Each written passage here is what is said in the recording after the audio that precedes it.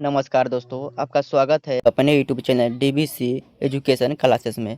आज के इस वीडियो में हम लोग पढ़ने वाले हैं है ना क्लास तो 10th के लिए बिहार बोर्ड फिजिक्स ये पहला चैप्टर प्रकाश का परावर्तन, जिसमें हम इम्पोर्टेंट टॉपिक को देखने वाले हैं। और आज की क्लास को आप लोग देख लेते हैं तो इस चैप्टर से जितना भी क्वेश्चन बनेगा, या सब्जेक्टिव हो या ऑब्जेक्टिव या लॉन्ग क्वेश्चन हो, ये सभी क्वेश्चन आपसे एक भी प्रश्न आपको बोर्ड एग्जाम 2027 में एक भी प्रश्न नहीं छूटेगा, इतना गारंटी देते हैं।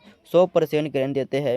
अगर एक भी प्रश्न ये क्लास देख लेते हैं तब एक भी प्रश्न आपको बोर्ड एग्जाम 2027 में नहीं छूटने वाला है।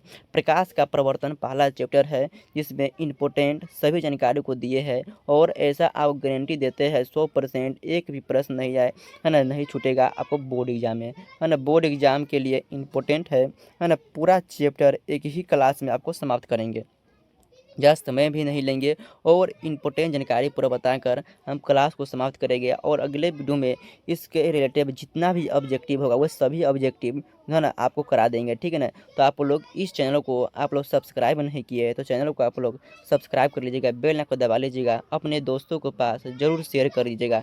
यह वीडियो आपके लिए काफ़ी ज़्यादा इम्पोर्टेंट है। यदि आप 2027 में बोर्ड एग्ज़ाम देना चाहते हैं, देने वाले हैं, तो आप लोग यह वीडियो आपके लिए काफ़ी ज़्यादा इम्पोर्टेंट है। आइए इस चैप्टर को है, कौन चैप्टर है तो भौतिक है, पहला अध्याय है जिसका नाम है प्रकाश का परावर्तन, है ना। प्रकाश का परावर्तन में हम क्या क्या पढ़ेंगे, आइए है ना, जानकारी है। चलिए, सबसे पहले प्रकाश का प्रवर्तन है तो प्रकाश का डिफिनेशन पहले हम देख लेते हैं। प्रकाश आखिर कहते हैं किसे? तो प्रकाश वह कारक है ना, जिसके सहायता से हम वस्तुओं को देख सकते हैं, है ना, जिसके वस्तुओं को हम देखते हैं। तो प्रकाश आपसे पूछेगा पहला क्वेश्चन, है ना, प्रकाश क्या है? तो प्रकाश क्या है? तो प्रकाश वह कारक है ना, जिसकी सहायता से हम वस्तुओं को, हम किसी वस्तु को क्या करते हैं, देखते हैं। हम किसी वस्तु को क्या करते हैं, है ना, देखते हैं। आपको पहला डिफिनेशन कैसा लगा आप लोग कमेंट बॉक्स में जरूर बताइएगा, है ना। प्रकाश क्या है? तो प्रकाश वह कारक है जिसकी सहायता से हम किसी वस्तु को, है ना, देखते हैं। प्रकाश की विशेषता क्या है? प्रकाश की विशेषता है क्या है? तो प्रकाश जो है ना, प्रकाश ऊर्जा का एक रूप है। प्रकाश क्या है? प्रकाश एक ऊर्जा का रूप है। इतना गारंटी दे के है ना, जरूर आपको समझ, इतना आसान भाषा में, इतना सरल तरीका से आपको कहीं नहीं आपको समझाया जाएगा, है ना। तो इतना आसान तरीका से जो है आप कहीं नहीं समझाया जाएगा, इतना आसान भाषा में कहीं नहीं आपको बताया जाएगा, और पूरा जो इमेज के साथ आपको समझाएंगे, ठीक है ना। तो प्रकाश जो है ऊर्जा का एक रूप है। प्रकाश एक क्षण चुंबकीय तरंग है। क्या है? प्रकाश एक चुंबकीय तरंग भी है। प्रकाश की चाल सबसे अधिक निर्वात में होता है। तो ये क्वेश्चन बोर्ड एग्जाम के लिए काफ़ी ज़्यादा इंपॉर्टेंट है। क्या है? ये तीसरा नंबर क्वेश्चन, ये बार बार एग्जाम में पूछे जाते हैं।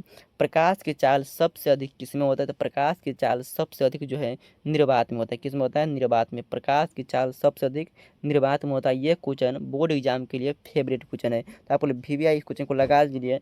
2027 में यह क्वेश्चन आएगा ही, 2027 में यह क्वेश्चन आएगा ही, तीसरा नंबर। अगला क्वेश्चन है प्रकाश सदैव सीधा रेखा में गमन करती है। ये भी क्वेश्चन आपको इम्पोर्टेंट है ना।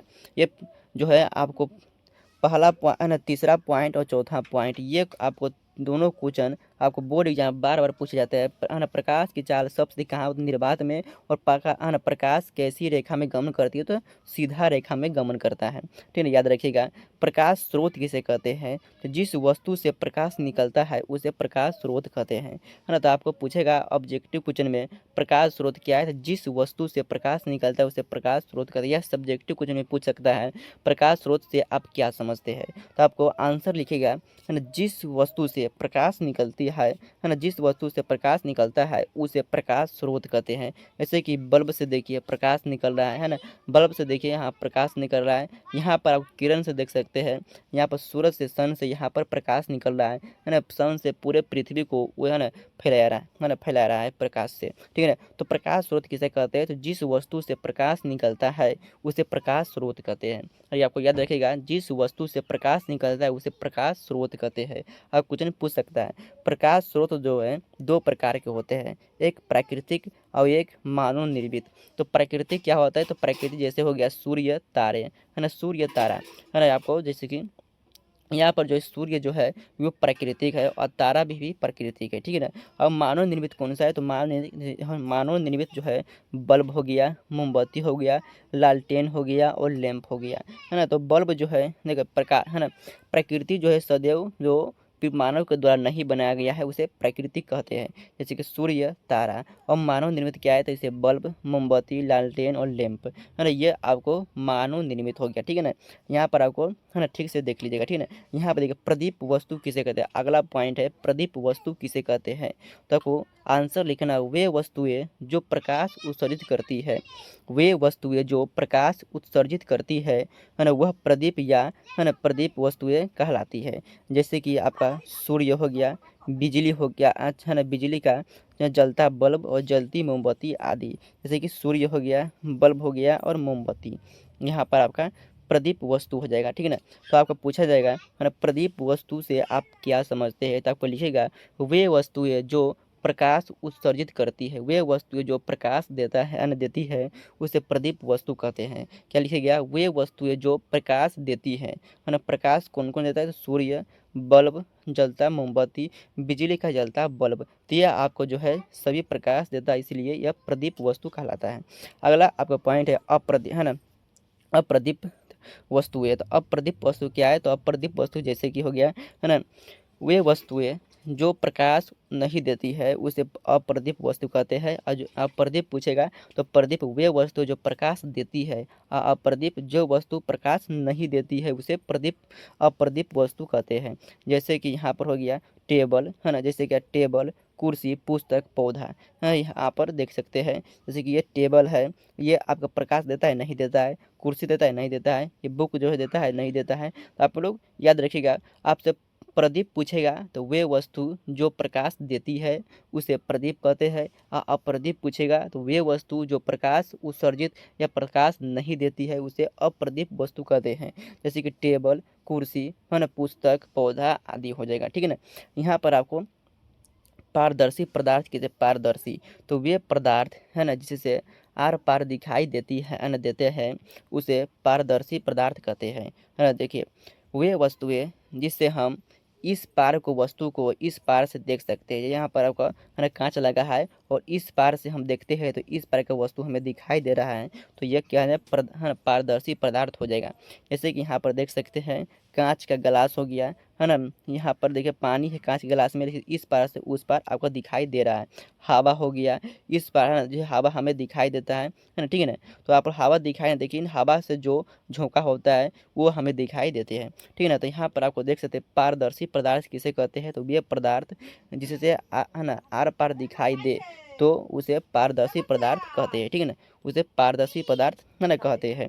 अगला आपको पॉइंट है अपारदर्शी पदार्थ। अपारदर्शी पदार्थ किसे कहते हैं, तो वैसा पदार्थ जिससे आर पार नहीं दिखाई दे उसे अपारदर्शी पदार्थ कहते हैं, है ना। तो याद रखिएगा, है ना, अपारदर्शी पदार्थ से पूछेगा अपारदर्शी तो वैसा पदार्थ जिससे आर पार नहीं दिखाई देता, इस पार से, है ना, इस पार आपको कोई भी वस्तु नहीं दिखाई दे तो उसे अपारदर्शी पदार्थ कहते हैं, है ना। याद रखिएगा अपारदर्शी पदार्थ करते हैं, जैसे कि होगा टेबल, कुर्सी, पुस्तक, पौधा, ठीक है ना।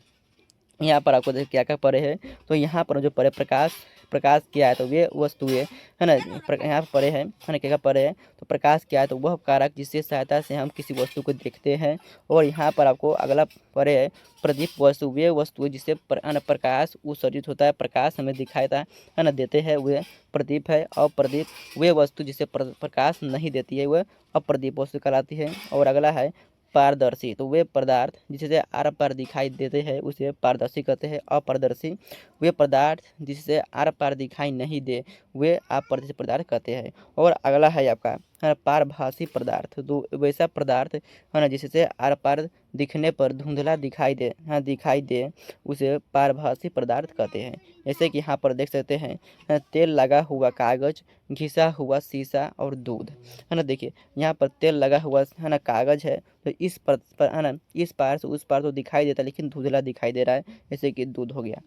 चलिए अगला आपका पॉइंट है प्रकीर्ण, है ना, प्रकीर्णन, तो सूर्य का, है ना, सूर्य का प्रकाश जब वायु के किरणों या धूल कणों पर पड़ता है तो वह अवशोषित होकर चारों ओर फैल जाता है। इस प्रक्रिया को प्रकीर्णन कहते हैं। इस प्रक्रिया को क्या कहते हैं? प्रकीर्णन कहते हैं। तो प्रकीर्णन आपसे पूछा गया था, सूर्य का प्रकाश जब वायु के किरणों या धूल कणों पर पड़ता है ना, वायु जब सूर्य का प्रकाश वायु के किरणों या धूल कण पर पड़ता है तो वह अवशोषित होकर चारों ओर फैल जाता है। इस प्रक्रिया को प्रकीर्णन कहते हैं। इस प्रक्रिया को क्या कहते हैं? प्रकीर्णन कहते हैं। आपसे ये क्वेश्चन आपको बहुत पूछ चुका है, प्रकीर्णन से आप क्या समझते हैं? तो आपको आंसर लिखना है, सूर्य का प्रकाश जब वायु के किरणों या धुंधले या धूल कणों पर पड़ता है तो वह अवशोषित होकर चारों ओर फैल जाता है। इस प्रक्रिया को प्रकीर्णन कहते हैं। इस प्रक्रिया को क्या कहते हैं? प्रकीर्णन कहते हैं। तो आपको याद रखना है, जब सूर्य का प्रकाश वायु के किरणों या धूल कणों पर पड़ता है तो वह अवशोषित होकर चारों ओर फैल जाता है। इस प्रक्रिया को क्या कहते हैं? प्रकीर्णन कहते हैं। चलिए अगला आपका पॉइंट है किरण पुंज। तो प्रकाश के किरणों के समूह को किरण पुंज कहते हैं। तो पूछेगा किरण पुंज किसे कहते हैं? ये और लॉन्ग क्वेश्चन पूछा जाता है ना, ये जो है लॉन्ग क्वेश्चन में से पूछा जाता है ना, लॉन्ग क्वेश्चन में से पूछा जाता है। तो किरण पुंज से आप क्या समझते हैं? तो किरण पुंज से जब प्रकाश के किरणों के समूह को किरण पुंज कहते हैं। प्रकाश के किरणों के समूह को क्या कहते हैं? किरण पुंज कहते हैं। किरण पुंज जो 3 प्रकार के होते हैं। कौन कौन से हैं? आइए देखते हैं, है ना, कौन कौन से हैं। तो पहला जो है अपसारी किरण पुंज, समांतर किरण पुंज और अभिसारी किरण पुंज। आइए एक एक कर हम तीनों को डिफिनेशन देखते हैं, एक एक कर, ठीक है ना। आइए ये एक एक कर जो है आपका है ना, जो है शॉर्ट क्वेश्चन में आपसे पूछा जाता है ना, शॉर्ट क्वेश्चन में आपसे पूछा जाता है। चलिए आइए यहाँ पर देखते हैं, अपसारी किरण पुंज, समांतर किरण पुंज, अभिसारी किरण पुंज। यहाँ पर आपको है ना देख सकते हैं, यहाँ पर जो है ये आपका तीनों है ना, 3 है ना, अपसारी किरण पुंज और समांतर किरण पुंज और अभिसारी किरण पुंज। यहाँ पर तीनों का चित्र लगा दिए, यहाँ पर आप देख सकते हैं। पहला जो है अपसारी किरण पुंज, है ना, अपसारी किरण पुंज जब प्रकाश की किरणें एक बिंदु से निकलकर चारों ओर फैलती है तो उसे हम अपसारी किरण पुंज कहते हैं। देखिए यहाँ पर अपसारी किरण पुंज का मतलब क्या है? जब जब प्रकाश की किरणें एक बिंदु से निकलकर, यहाँ पर एक बिंदु है, यहाँ से निकलकर चारों ओर फैलती है तो इसे क्या कहते हैं? है ना, अपसारी किरण पुंज कहते हैं।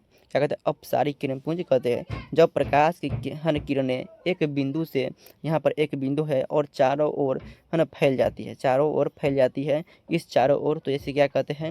है ना, अपसारी किरण पुंज कहते हैं।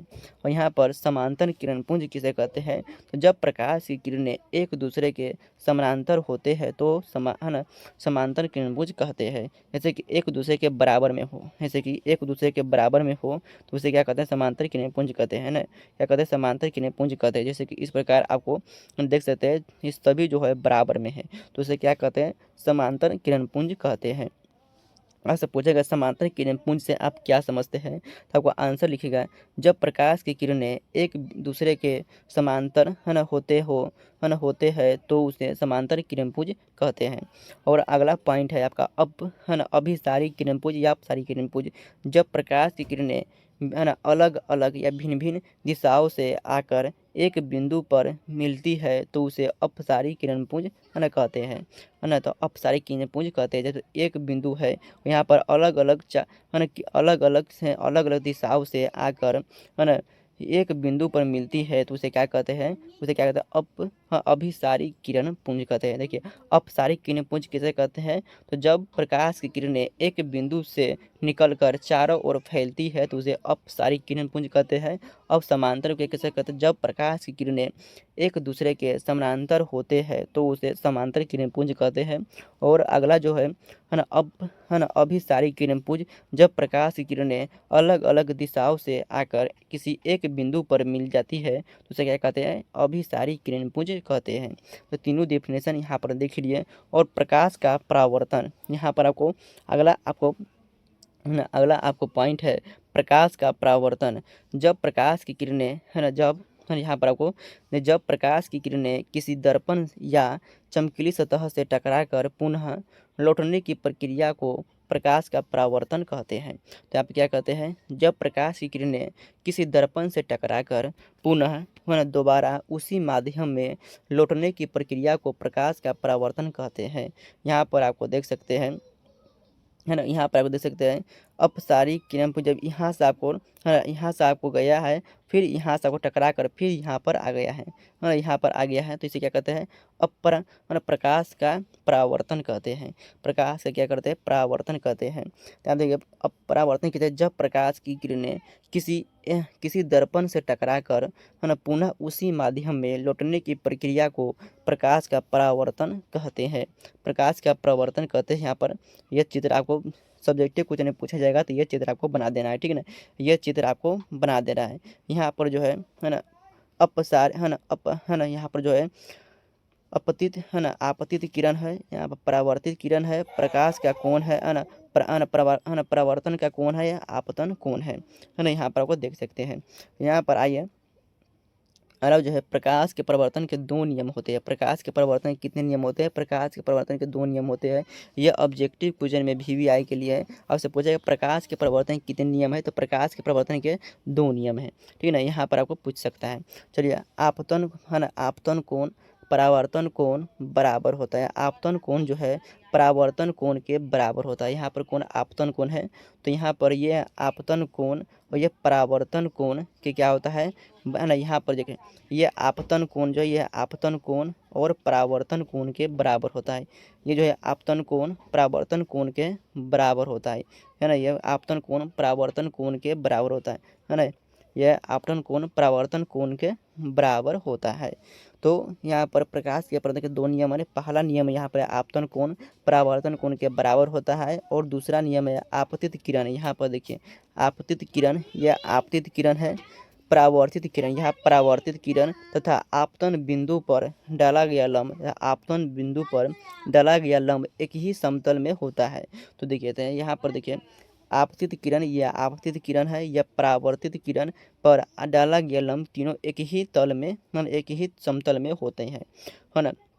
तो यहाँ पर देखिए तीनों एक ही समतल में आपतित किरण, परावर्तित किरण और अभिलंब पर डाला गया, है ना, और है ना आपतन कोण पर, है ना, यह जो है आपतन कोण पर डाला गया लंब तीनों जो है एक ही दर्पण, है ना, एक ही दर्पण पर होता है, एक ही समतल पर दर्पण पर होता है।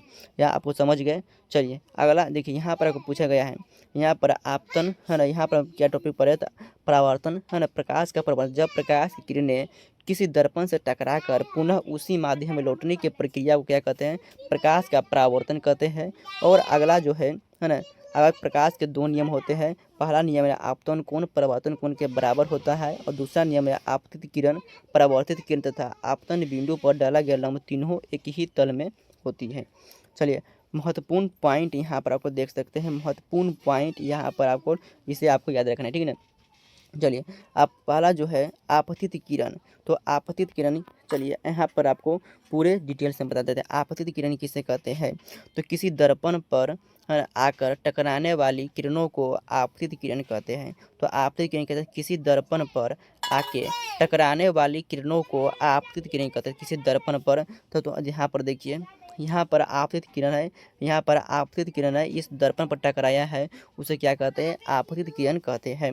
और परावर्तित किरण किसे कहते हैं, तो दर्पण से टकरा कर लौटने वाली किरण को परावर्तित किरण कहते हैं। तो दर्पण से टकरा कर लौटने वाली किरण को आपतित किरण कहते हैं।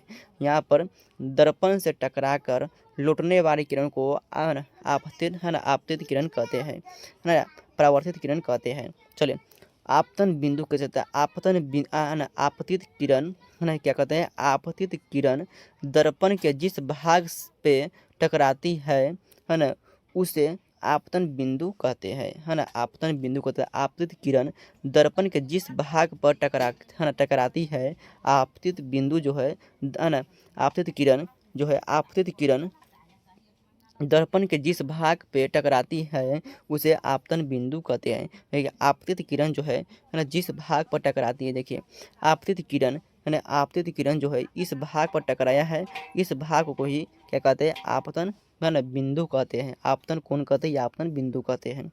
आपतित कोण किसे कहते हैं, तो आपतित कोण जो है आपतित किरण और अभिलंब के बीच को, है ना, अभिलंब के बीच जो कोण बनता है उसे आपतन कोण कहते हैं। तो आपसे, है ना, यह जो है ना, ये आपतित किरण है, यह जो है आपतित किरण, ये, है ना, ये जो दर्पण है ये आपतित किरण और परावर्तित किरण और अभिलंब के बीच जो कोण बनता है, ये जो कोण बनता है अभिलंब के बीच, ये जो कोण बना है ना, अभिलंब के बीच ये कोण बना, उसे क्या कहते हैं? आपतन कोण कहते हैं। यह जो है आपतन कोण कहते हैं। आपतन कोण किसे कहते हैं? आपतित किरण और अभिलंब के बीच जो कोण बनता है उसे आपतन कोण कहते हैं। तो यहाँ पर देखिए ये दर्पण है और ये आपतित किरण है, ये परावर्तित किरण है। ये अभिलंब के बीच जो ये कोण बना है, ये कोण, इसे ही आपतन कोण कहते हैं, है ना। आपतन कोण कहते हैं। और परावर्तन कोण किसे कहते हैं? तो परावर्तित किरण, यहाँ परावर्तित किरण और अभिलंब के बीच ये जो है दर्पण है, और ये जो है दर्पण है, ये आपतित है ना, ये आपतन है ना, आपतन किरण है, और ये परावर्तन किरण है, और ये अभिलंब है। तो अब क्या पूछा है? आपतित किरण और अभिलंब के बीच। तो आप है ना परावर्तित किरण है, ये जो है ये जो है आपतित किरण है, ये परावर्तित किरण है, और ये अभिलंब है। तो इसके बीच जो कोण बना, इसके बीच जो कोण बना, यही यह परावर्तित कोण कहलाता है, ठीक है ना। तो आपसे पूछा जाएगा, है ना, परावर्तन कोण। तो परावर्तित किरण, यह जो दर्पण है यह आपतित किरण है, यह परावर्तित किरण है, इसके बीच जो अभिलंब बना है, इसके बीच में जो बना कोण, यही जो है यानी ये कोण जो है यानी क्या कहता है? परावर्तन कोण कहलाता है, ठीक है ना, ये परावर्तन कोण कहलाता है। गोलीय दर्पण, है ना, गोलीय दर्पण। तो गोलीय दर्पण उस दर्पण को कहते हैं जिसका परावर्तक सतह, है ना, किसी खोखले गोले जैसा, है ना, गोलीय हो, तो उसे गोलियां, है ना, गोलीय दर्पण कहते हैं। क्या कहते हैं? गोलीय दर्पण कहते हैं। गोलीय दर्पण किसे कहते हैं? तो है ना, गोलीय दर्पण उस दर्पण को कहते हैं, किस दर्पण को? उस दर्पण को कहते हैं, है ना, जिसका परावर्तक सतह किसी खोखले गोले जैसा हो, खोखले गोले जैसा हो। और ये जो है गोला है और इसमें खोखला है, इसमें कुछ नहीं है, जैसे कि फुटबॉल हो गया, है ना, जैसे कि फुटबॉल हो गया, ये खोखले गोलीय जैसा हो, उसे है ना गोलीय दर्पण कहते हैं।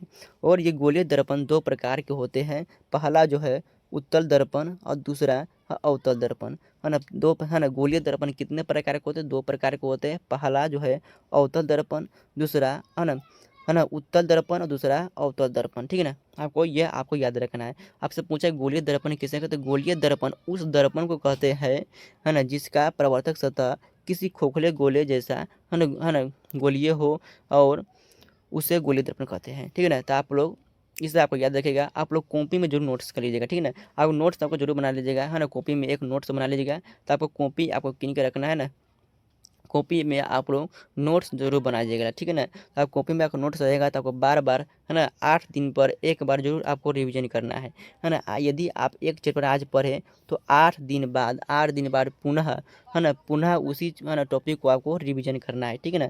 आप लोग याद रखिएगा।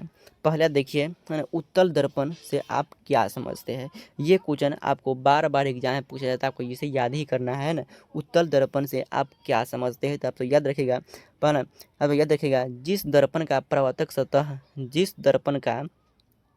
सतह आगे के तरफ उभरा हुआ हो तो उसे, है ना, उत्तल दर्पण कहते हैं। उत्तल दर्पण से वस्तु का प्रतिबिंब हमेशा छोटा और सीधा बनता है ना, वह हमेशा छोटा और सीधा बनता है। देखिए ये जो है ना, ये जो है क्या कहता है? तो ये जिस दर्पण का प्रवर्तक सतह आगे की उभरा होता है, ये जो है आगे की ओर, है ना, उभरा है ना, आगे की ओर उभरा है, उसे क्या कहते हैं? ये सामने का भाग जो है उभरा होता है, ये सामने का भाग उभरा होता है, उसे क्या कहते हैं? तो उसे जो है ना क्या कहते हैं? अवतल, है ना, उत्तल दर्पण कहते हैं। जिस दर्पण का प्रवर्तक सतह आगे के तरफ उभरा हो उसे उत्तल दर्पण कहते हैं। उत्तल दर्पण से वस्तु का, है ना, प्रतिबिंब जो है हमेशा छोटा और सीधा बनता है। तो आपसे ऑब्जेक्टिव क्वेश्चन में पूछा जाएगा, उत्तल दर्पण से हमेशा वस्तु का प्रतिबिंब कैसा बनता है? तो हमेशा जो है छोटा और सीधा बनता है ना, हमेशा छोटा और सीधा बनता है। आपको याद रखना है, ठीक है ना। ऑब्जेक्टिव क्वेश्चन में पूछा जाएगा, है ना, उत्तल दर्पण का प्रतिबिंब कैसा बनता है? तो हमेशा छोटा और सीधा बनता है।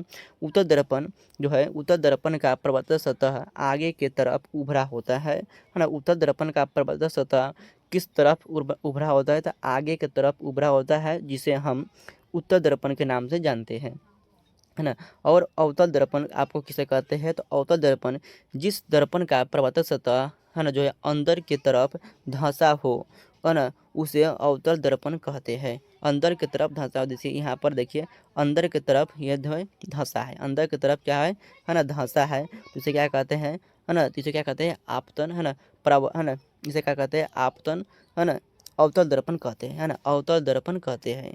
जिस दर्पण का प्रवर्तक सतह अंदर की तरफ, है ना, किसकी तरफ, अंदर की तरफ, यहाँ पर अंदर की तरफ धंसा हो उसे क्या कहते हैं, अवतल दर्पण कहते हैं। अवतल दर्पण में वस्तु का जो है प्रतिबिंब, है ना, सदैव जो है ना, बड़ा और छोटा बनता है। उत्तल दर्पण में कैसा बनता है, तो उत्तल दर्पण में, है ना, सीधा और छोटा बनता है ना, सीधा और छोटा बनता है। और अवतल दर्पण में आपका प्रतिबिंब जो है बड़ा और छोटा बनता है ना, बड़ा और छोटा बनता है। यहाँ पर उत्तल दर्पण में क्या बनता है, उत्तल दर्पण में, है ना, छोटा और सीधा बनता है।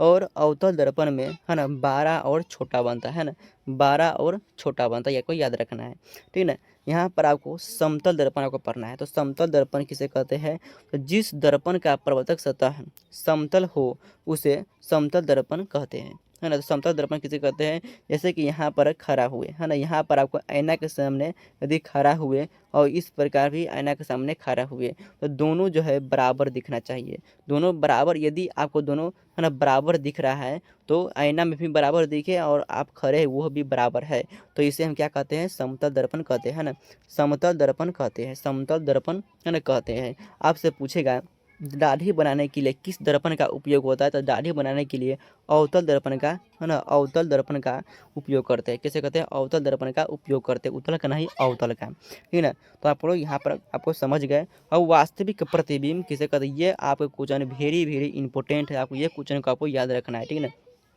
वास्तविक प्रतिबिंब किसी बिंदु स्रोत से आती प्रकाश की किरणें, है ना, दर्पण से प्रवर्तन के बाद जिस बिंदु पर है ना वास्तव में मिलती है ना, उसे, है ना, उस बिंदु को, है ना, उस बिंदु का, है ना, वास्तविक प्रतिबिंब, है ना, कहते हैं।